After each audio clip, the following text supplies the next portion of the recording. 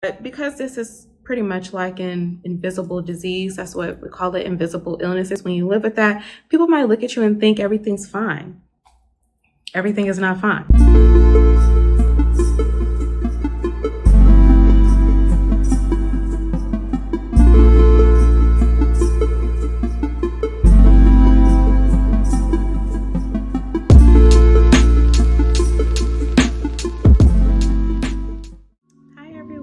Welcome back to my channel. This video is all about how I was diagnosed with Crohn's disease. It took a long time actually for me to be diagnosed with Crohn's disease. So from the time that I started experiencing symptoms.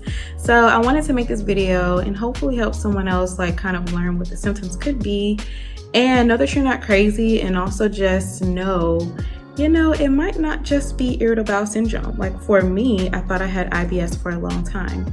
So yeah, that's kind of like what I'm really trying to get out there, is just to kind of help other people know what some of the signs and symptoms are to notice, and just don't be afraid to ask questions.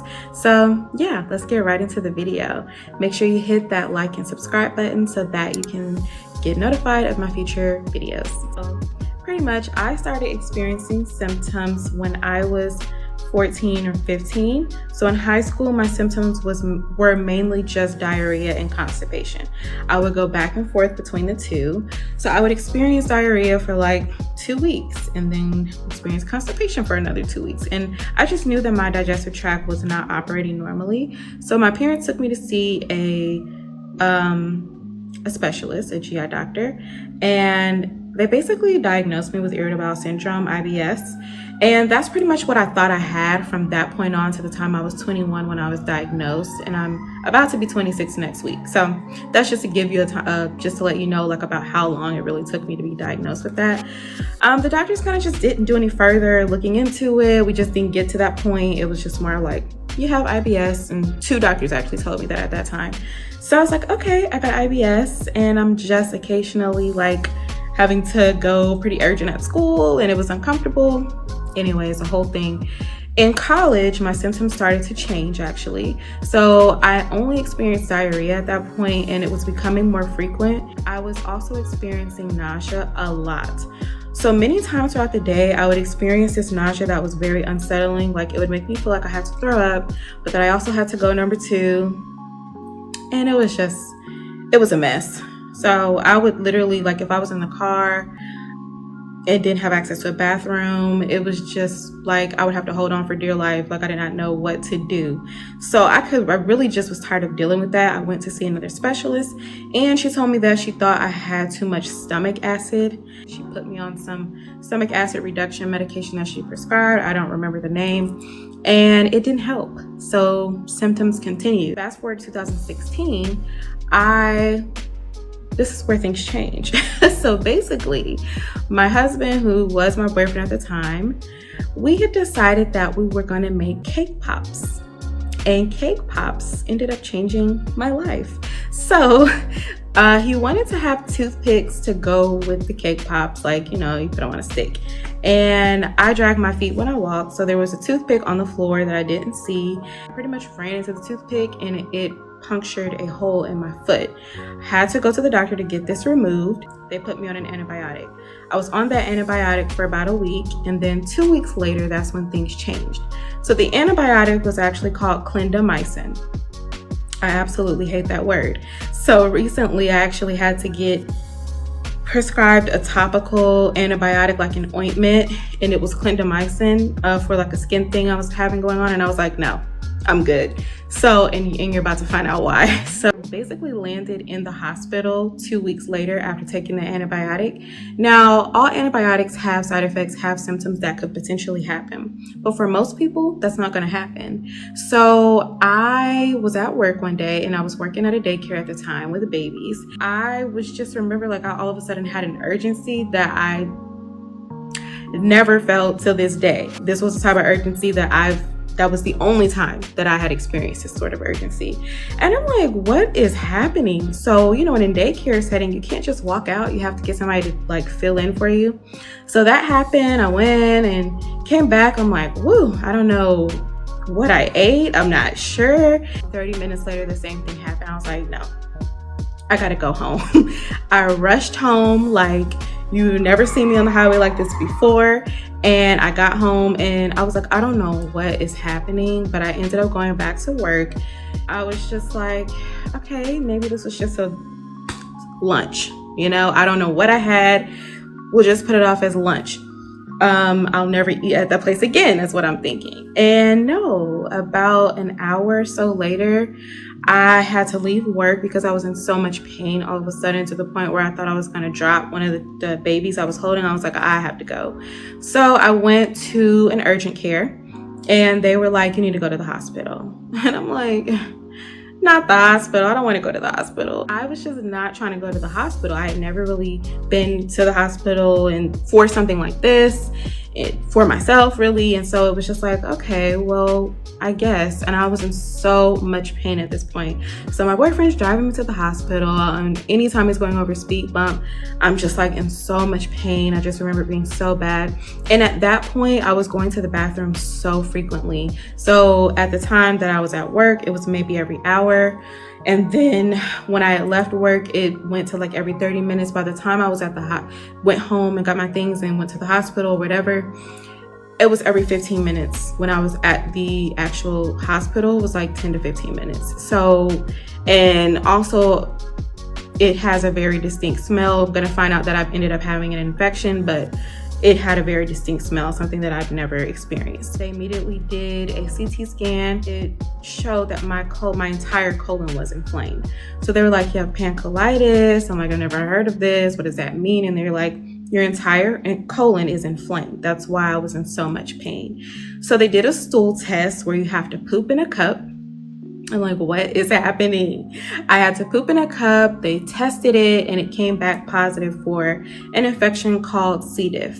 So I was actually familiar with that infection because I was at that time pursuing nursing, or at some point I had wanted to be a nurse. And so I did some work in a nursing home and stuff like that. And I knew that in nursing homes, elderly people pretty much some people would have C. diff, but you would have to put on full PPE. You couldn't just go in their room. They were separated and pretty much quarantined, isolated away from anyone else. And they're like, how did you get this?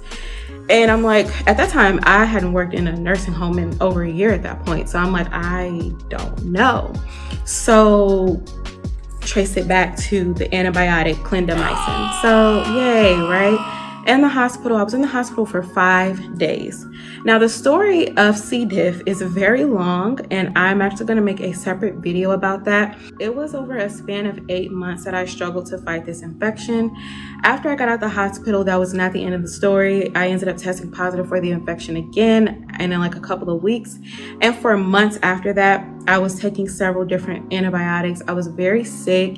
I had lost a lot of weight. I lost about maybe 12 pounds when I was in the hospital, but in all of the entire time I was fighting the infection, I lost a total of like 21 pounds when I was struggling with that. And it was a long road of trying to get rid of this infection. If you know anything about it, then you know it is awful. Trying to work and just trying to like not give it to other people and things like that. It's like, okay, it was a journey and it was awful. I struggled to maintaining my appetite. I never really had an appetite at that point. And so, like I said, I will make a separate video about what is C. diff and what was my experience with it, but I had a long battle with it. So we'll just keep that short and sweet and fast forward to after the point where I went to see a specialist after I got out of the hospital because I started having those symptoms again. Like I said, I'm not going to tell that whole story. It's just so hard not to. But basically, he wondered why would I have even caught this infection? Like, do I have something underlying going on? Because a generally healthy 20-year-old, you're not really going to catch this infection. Like, most people who take the antibiotic would be fine. So they thought, all right, is there something underlying going on? I have always had GI issues. I just always thought it was IBS. He did a colonoscopy at that time. He found ulcers that he believed I had Crohn's disease. We did not get to a conclusive answer at that time because we were just struggling with the C. diff thing, and also my insurance changed after I was kind of done fighting the infection. After a long 8 months, I went to see another specialist because I started to experience additional symptoms other than just having the infection. I started to have diarrhea again, and I was thinking, oh my God, I have this infection again. But along with the diarrhea, I was also having joint pain, severe joint pain. I was not able to walk around at the grocery store. I was not able to keep up and do anything. I was just at home, and the joint pain hurt very, very bad. I had canker sores all in my mouth, like an excessive amount of canker sores. I could not eat food at that point. And at that point, I had gotten my appetite back from the infection. So it really sucked. I couldn't eat anything but vanilla yogurt from the mall food court. That's what I would eat all the time. I would go on my lunch break and just eat that, and I was sad. And yeah, it was a time. I would also experience these skin rashes that are called erythema nodosa, and those are actually very painful. They actually cause scars on my legs, both front and back of both of my legs. Anytime that I have a flare-up, I sometimes will get these skin rashes, and they can be very painful in the sun. They're painful to the touch, and they can really suck. So, and the other symptom that I would experience was earth tongue. I believe that's the name of it. I feel like I'm saying that right. But this was like a random thing that anytime I have a flare up, I get these rings on my tongue. And from the very first time that I ever had a flare-up, I had it. And any time after that, I get these rings on my tongue. If I'm not experiencing more severe symptoms and I have those rings on my tongue, I get anxious. I'm like, oh no, I'm about to have a flare-up. But for me, I take it as just a marker of inflammation going on, that my body's just telling me, hey, something's going on. So that's kind of when I kind of get a feel for what's going on with my body. But because this is pretty much like an invisible disease, that's what we call it, invisible illnesses. When you live with that, people might look at you and think everything's fine. Everything is not fine. But fast forward, I went to see a specialist because I was experiencing all of those symptoms, and he pretty much did not believe my symptoms. Like I said, these are not all visible symptoms. He can't determine whether or not I'm experiencing this joint pain. You know, he can maybe see the canker sores if I had them at the time. He can see the skin rash, you know, but he didn't really take anything, you know, that I was really saying. And he was like, well, maybe you just have psoriasis. I'm like, all right, I'm going to get a second opinion. I got a second opinion. This doctor was so sweet, so knowledgeable, and he truly cared about my situation. And he was like, he did a colonoscopy and found all these ulcers, found all this inflammation, got the ulcers. I forget the profession that reviews like the lab results and stuff. Like, they'll look at the type of ulcers and everything. Anyways, he diagnosed me with Crohn's disease. That was the first time anyone had officially diagnosed me with Crohn's disease. A doctor had told me he thought I might have Crohn's disease, did not diagnose me, gave me all these pamphlets. But this was the first time someone gave me a conclusive diagnosis. And while you don't feel good about learning you have a lifelong disease, you do feel good to know what it is, because now you don't feel crazy. Like, you don't feel like you're making these things up. People might look at you like, what is happening? I'm like, I don't have any energy. You can't see that I'm potentially malnourished. You can't see that kind of stuff. So anyways, it was nice to know what was going on so that we could manage it. So we had a treatment plan, and I will go in a future video to talk about the different medications I have tried, what worked, what did not work. A lot hasn't worked for me. I'm supposed to be trying a new treatment soon, so I'll be making a video about that in that process. So yeah, I hope that you enjoyed this video and gained something from hearing my story of some of my story about how I got diagnosed. And yeah, make sure you hit that like and subscribe button once again, and I hope to see you in a future video. Thanks for watching. Bye.